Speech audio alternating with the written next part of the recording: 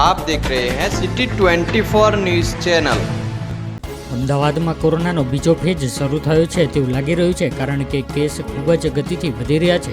તેવામાં અમદાવાદ પોલીસમાં પણ સંક્રમણ ન વધે તે માટે તમામ પોલીસ સ્ટેશન દીઠ કોરોનાના ટેસ્ટ શરૂ કરવામાં આવ્યા છે।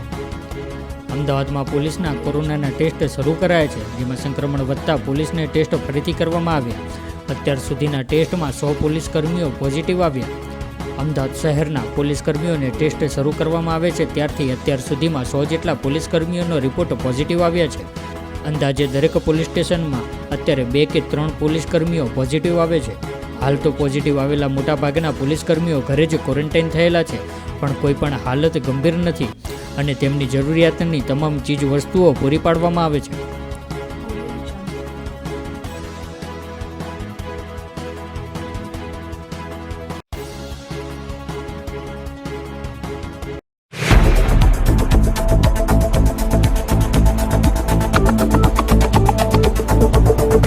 आप देख रहे हैं सिटी 24 न्यूज़ चैनल।